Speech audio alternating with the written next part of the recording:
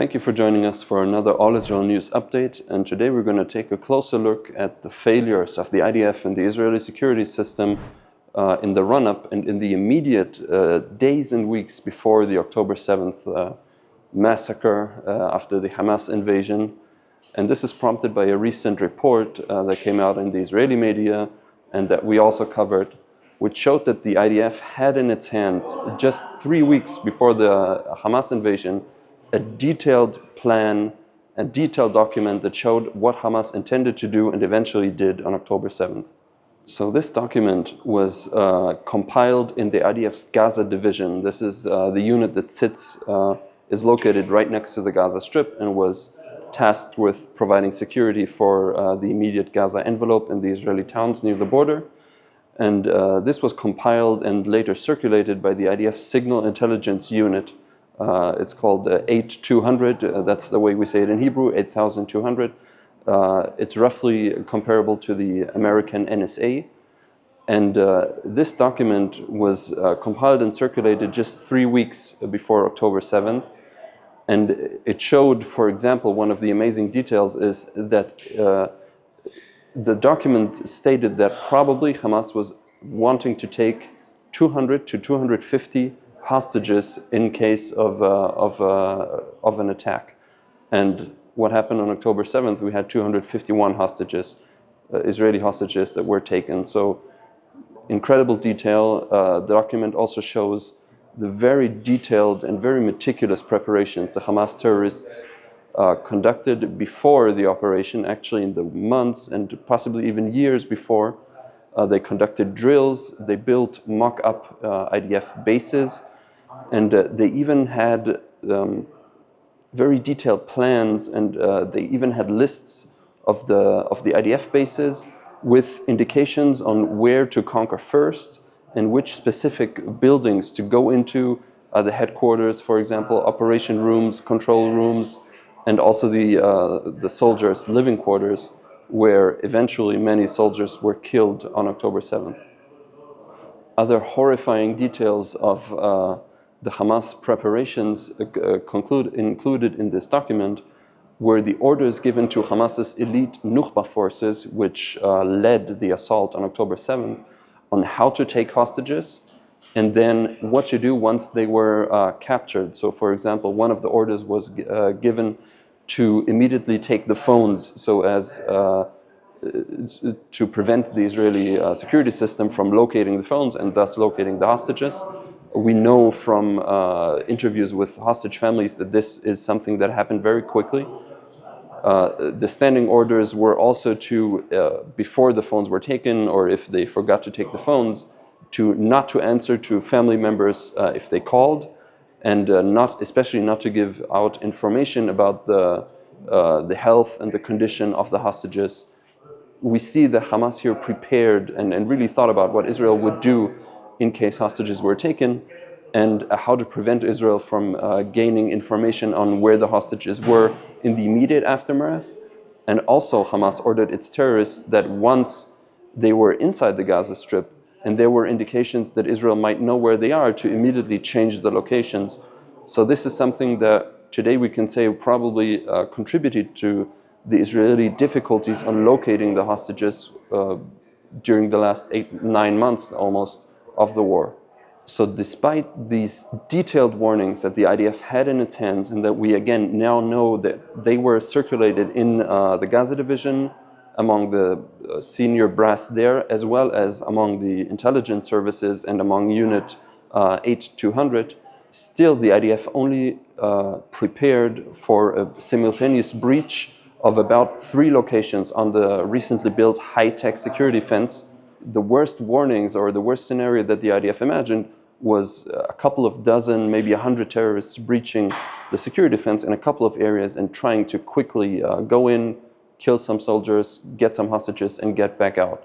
So while the IDF did have indications of what was going to happen, they were completely unprepared. As we know, they were caught unawares. They were caught on a holiday with not enough soldiers present on the border, on the fence.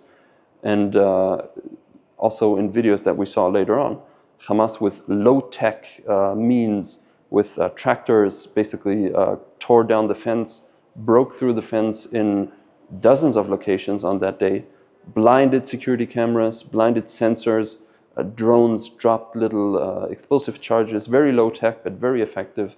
Despite the intelligence having the warnings, the IDF failed on that day to keep the residents of southern Israel secure. So in conclusion, we can see that the IDF, despite the very detailed knowledge of the plans that Hamas had, the senior brass in the IDF, the intelligence services, simply didn't believe that Hamas had the capability of going through with it, and didn't believe that the IDF would be caught that unawares, specifically on that day. So the IDF is now in the midst of an investigation, an internal investigation. The report concluding the investigation will be presented in about 2 weeks, but many in Israel have said, many intellectuals and experts have said that this isn't enough and the IDF needs an external investigation, which is something that the IDF and some politicians until now have said that this shouldn't be carried out during the war and should wait until after the war, while the IDF is busy fighting in Gaza and possibly soon in the north.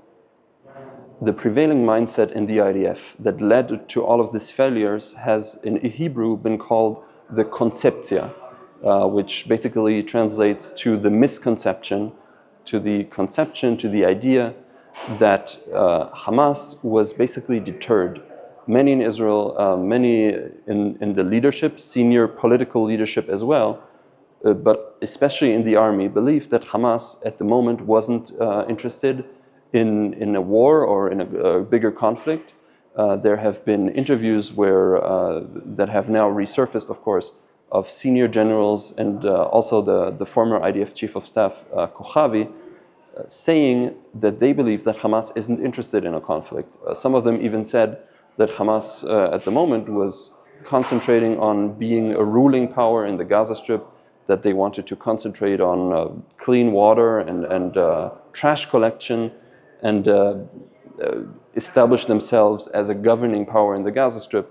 And on October 7th, we saw how this conceptia completely collapsed. So now in the IDF and in the broader Israeli security establishment, there has to be a reassessment, there has to be a rethinking of this conception and the development of a new conception, so many, or a new way of thinking. So many have said that we can't trust anymore that our enemy is deterred. We can't wait on the enemy to decide to want to attack, but we have to prevent our enemies from gaining the ability to attack. And once they have the ability, we need to act fast and decisively to take the ability away from them. So this is something that is very relevant now also in regards to Hezbollah. And this is the reason why many in Israel, especially many residents of northern Israel, are just openly calling for war against Hezbollah to prevent them doing something similar or possibly much worse than what Hamas has done in Israel's south. The Hamas invasion on October 7th devastated large parts of southern Israel. It killed over 1,200 Israelis. We still have hostages in Gaza that still haven't returned.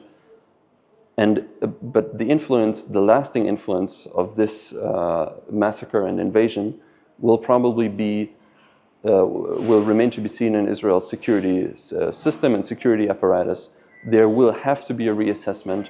There will have to be a new way of thinking. New people will probably fill key roles soon, and we'll have to develop a whole new security doctrine of Israel's security forces regarding all of our fronts. There are, at the moment, about 7 active fronts that Israel is dealing with right now, and many in Israel are saying that enough is enough. We can't let our enemies build up until something happens anymore. This is what happened with Hamas. This is what happened with Hezbollah. And there are similar developments also in Syria. There are similar developments possibly in Iraq. And Iran is behind all of this. So this is something to keep an eye on, the development of a new security doctrine. And we will probably see first indications of this regarding the Northern Front and regarding what will happen there if Israel decides to go on a kind of preventive war. We could call it preventive, even though Hezbollah has been shooting at Israel for over 8-9 months now. And again, this is something to keep an eye on. And if you want to follow this important issue, go on allisrael.com, follow our social media channels, and thank you for joining us today.